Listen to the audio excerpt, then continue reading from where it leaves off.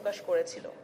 পরবর্তীকালে দেশের প্রথম নারী প্রধানমন্ত্রী মরহুমা দেশনেত্রী বেগম খালেদা জিয়ার প্রজ্ঞাবান ও দৃঢ় নেতৃত্বে সেই ভিত্তি আরও সুসংহত, বিস্তৃত ও প্রাতিষ্ঠানিক রূপ লাভ করে এবং বিশ্ব শান্তি প্রতিষ্ঠার ক্ষেত্রে বাংলাদেশের ভূমিকা নতুন মাত্রা পায়।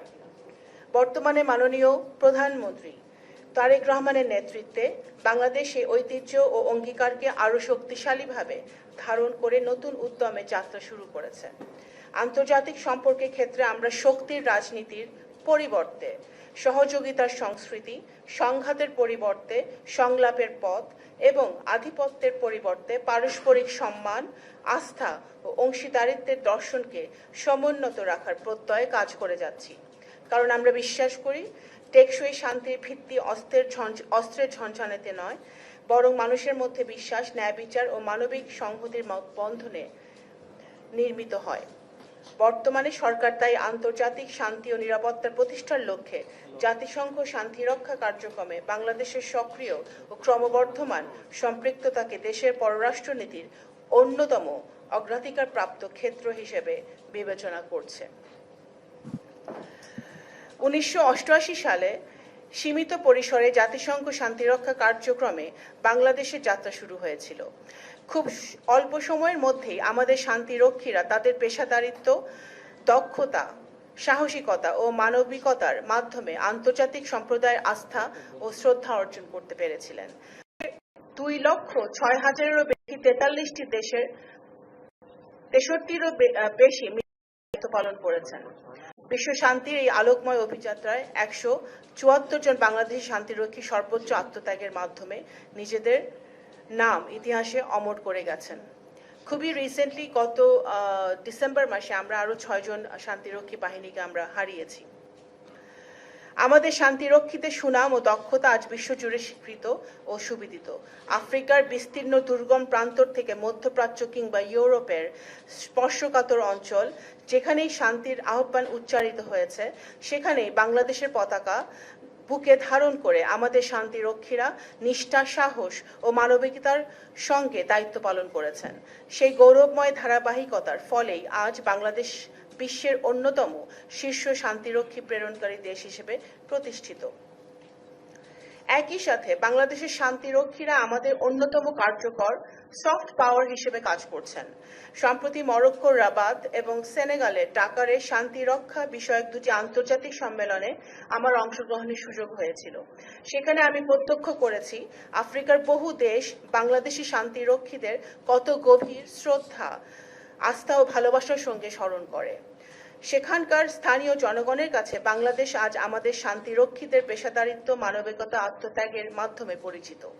এটি শুধু জাতীয় গর্বের বিষয় নয়, বরং আন্তর্জাতিক অঙ্গনে বাংলাদেশের গ্রহণযোগ্যতা ও মর্যাদারও অনন্য পরিচায়ক। একজন নারী হিসেবে বিষয় আমাকে বিশেষভাবে অনুপ্রাণিত করে, তা হলো জাতিসংঘের শান্তিরক্ষা কার্যক্রমে নারী এবং তাদের অর্থবহ অংশগ্রহণ।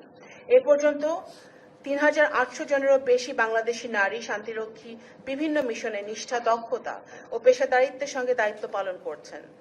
শান্তি, যার মধ্যে বর্তমানে 332 জন কর্মরত রয়েছেন, তাদের অবদান শুধু বাংলাদেশের জন্য গৌরবের নয়, বরং শান্তি রক্ষা কার্যক্রমে নারীর সক্ষমতা, নেতৃত্ব, কার্যকর অংশগ্রহণের এক উজ্জ্বল দৃষ্টান্ত।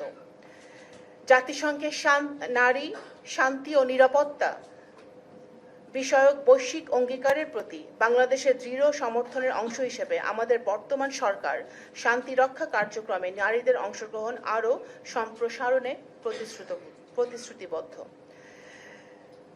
শান্তি রক্ষা কার্যক্রমে বাংলাদেশের অংশগ্রহণে শুধু আমাদের আন্তর্জাতিক মর্যাদাই বৃদ্ধি করেনি, একটি জাতীয় সক্ষমতা বিকাশেও গুরুত্বপূর্ণ ভূমিকা রাখছে।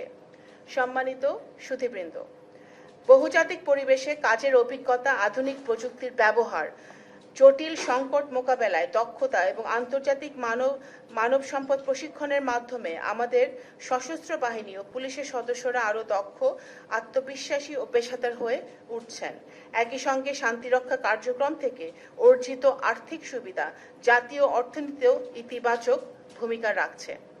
তবে আমাদের এটি উপলব্ধি করতে হবে, বিশ্ব শান্তির প্রতি হুমকির গতি প্রকৃতি দ্রুত পরিবর্তিত হচ্ছে।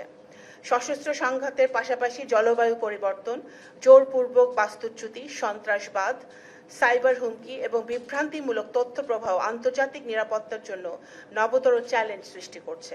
এসব বহুমাত্রিক চ্যালেঞ্জ মোকাবেলায় ভবিষ্যতে শান্তি রক্ষা কার্যক্রমকে আরও কার্যকর, প্রযুক্তি নির্ভর, যেমন ইতিমধ্যেই অনেকে বলেছেন আর্টিফিশিয়াল ইন্টেলিজেন্স, সাইবার টেকনোলজি এবং মানব কেন্দ্রিক করে গড়ে তুলতে সদস্য রাষ্ট্রসমূহকে সমন্বিত ও দায়িত্বশীলভাবে কাজ করতে হবে। বিশেষ করে নারী শান্তিরক্ষীদের অংশগ্রহণ বৃদ্ধি, আধুনিক প্রযুক্তির কার্যকর ব্যবহার, ডিজিটাল অপব্যবহার প্রতিরোধ এবং বেসামরিক জনগণের সর্বোচ্চ সুরক্ষা প্রদানের বিষয়গুলোকে বিশেষ গুরুত্ব দিতে হবে।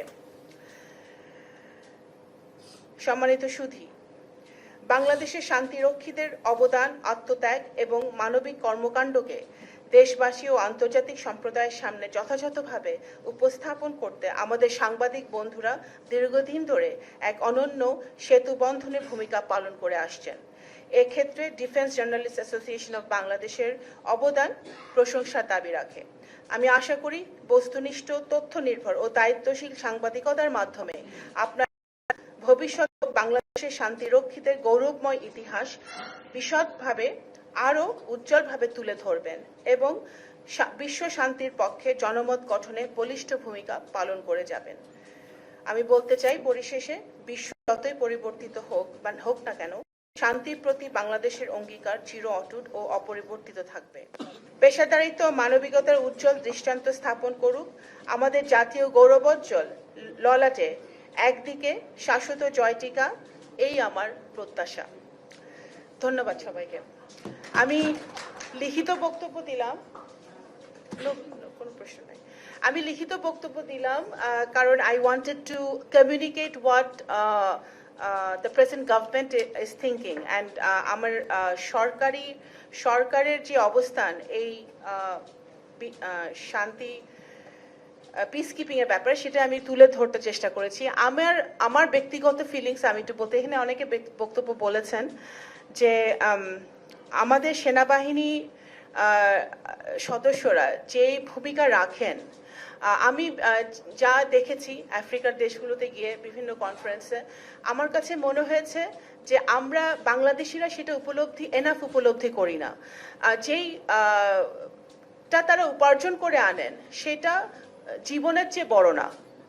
ওনারা জীবন বাজি রেখে এবং ওনাদের পরিবারদেরকেও আমি আজকে স্মরণ করতে চাই যে প্রত্যেকটা ফ্যামিলি তাদের পরিবারের সদস্যকে, তাদের বাবাকে, তাদের স্বামীকে, তাদের ভাইকে পাঠিয়ে দিচ্ছেন, যে তারা ফেরত আসবে নাকি সেটা তারা জানেন না। সেটা সেই দেশপ্রেম থেকে, সেই বাংলাদেশের প্রতি সেই ভালোবাসা থেকে কিন্তু তারা এই কাজটি করে যাচ্ছেন।